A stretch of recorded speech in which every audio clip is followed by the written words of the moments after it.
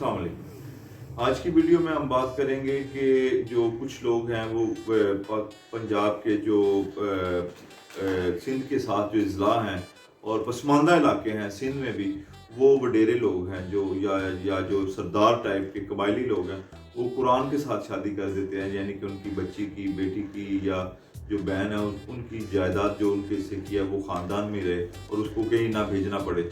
तो ये शादी कानूनी तौर पर एक जुर्म है। 498C इसकी 7 साल तक कैद है और 5 लाख रुपया जुर्माना है। इसमें यह साबित करना पड़ता है खतून को कि उसकी शादी जो उसकी फैमिली है उसने ज़बरदस्ती उसकी कुरान पाक से नाउज़ुबिल्लाह ऐसे होना नहीं चाहिए तो करवा दी है, और वो घर में बैठी रहेगी, वो सारी उम्र शादी नहीं करेगी और मतलब उसकी शादी कुरान पाक से हो जाएगी। ये जो तस्वर है जैसे क्रिश्चियनिटी में नन्स होती थी, इस तरह मुसलमानों में ये एक कंसेप्ट आया है कि उनकी जो जायदाद है उसको सेव करने के लिए, लिहाजा ये एक जुर्म है और अगर कोई जुर्म ये करता है तो उसकी 7 साल सज़ा और 5 लाख रुपए तक जुर्माना है।